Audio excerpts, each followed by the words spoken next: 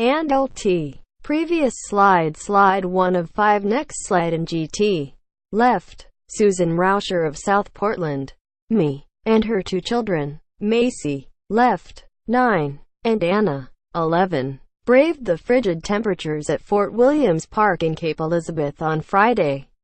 Right, Dennis Fitz, 20, after surfing at Higgins Beach in Scarborough, me, GORHAM, N.H. The moment you step out into the frozen air on the way up Mount Washington, perhaps the most frigid spot in the lower 48, the icy wind steals your breath and freezes your eyelashes.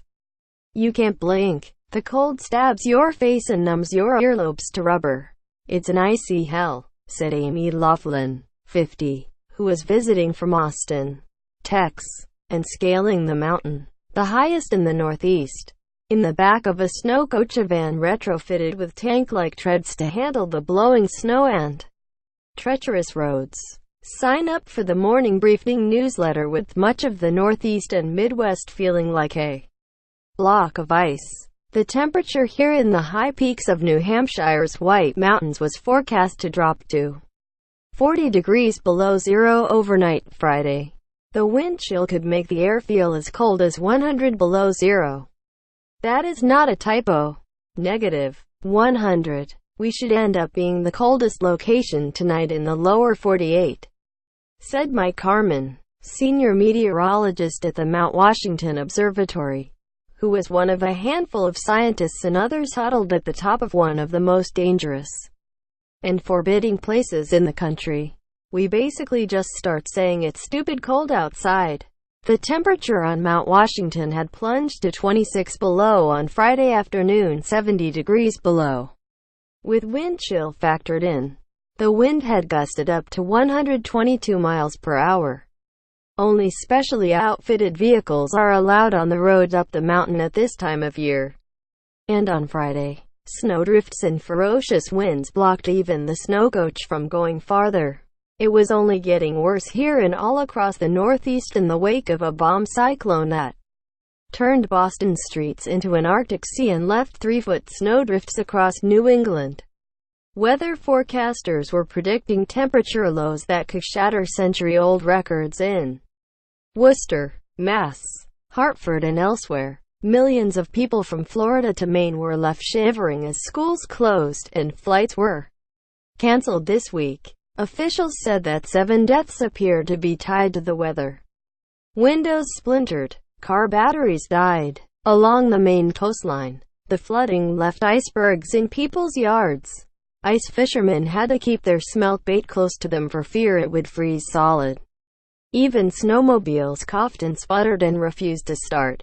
Across this American tundra, people called their heating oil companies for emergency supplies and sat stranded on the sides of roads as tow truck companies reported 5-hour wait times to jump-start a dead battery or tow away a snowbound car. People slept in winter coats and debated whether wool, cotton or silk made for the best long underwear.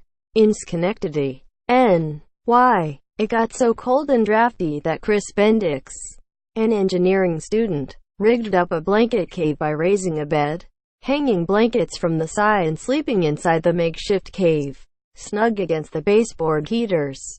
In Morrill, me, Carrie Hall, 42, alternated between feeding applewood logs into her stove, shoveling snow and fortifying herself with sips of whiskey, and while record keepers were watching the thermometers as the temperatures fell, Ms. Hall had stopped paying attention. "What does it matter?" she said. "It's freezing no matter what the number says it is. It's just awful." Atop Mount Washington, at 288 feet above sea level, there is no avoiding the cold. In fact, people here almost brag about it. We're not necessarily the coldest in the country.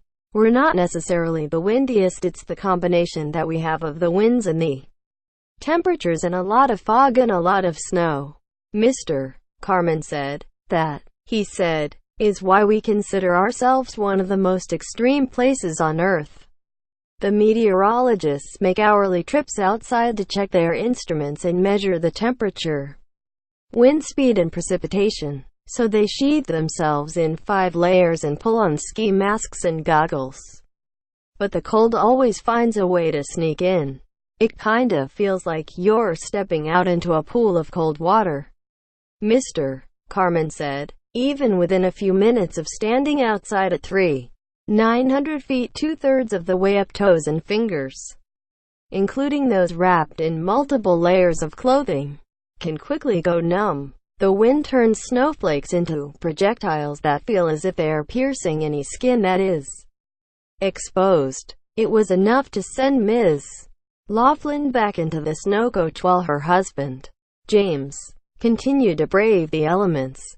"Love you. Mean it," she shouted to him over the howling wind as she sought shelter.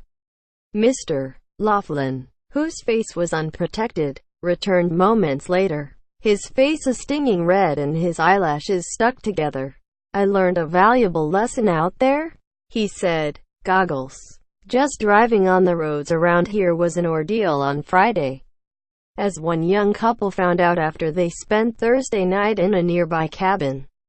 So much snow piled up so quickly that their car was trapped. They were left trying to shovel a path to the highway as the snow blew horizontally around them. Others viewed the weather as something to take advantage of. Surfers paddled into the breaks in Cape Elizabeth.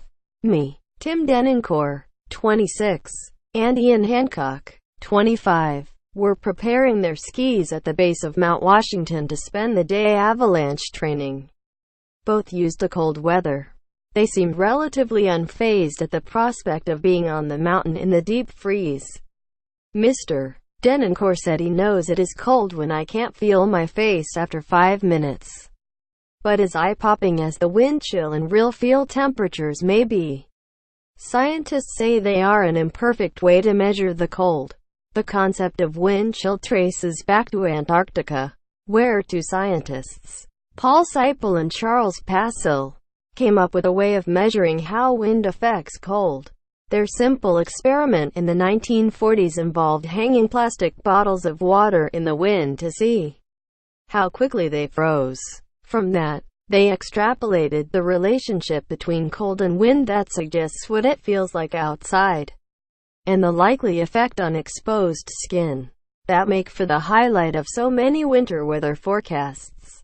But the use of wind chill as a way to measure cold is problematic, especially in places like Mount Washington, which is known for its extreme environment, said Greg Carbon, chief of the Forecast Operations Branch for the National Weather Service's Weather Prediction Center. "A lot of people aren't going to be exposed to the extreme wind," he said. "Who's going to be out walking in an 80-mile-per-hour wind?" Still, he said, this winter's temperatures have been very unusual. Chicago has felt more like Bismarck, and New York City has felt more like Anchorage. He said, "From Minnesota to Massachusetts, it's been brutally cold over the last week, and it will continue into next week before we see a change." He said, but behind it, he predicted, would come relief. "The thaw is coming," he said. "We just have to hold out for about another week."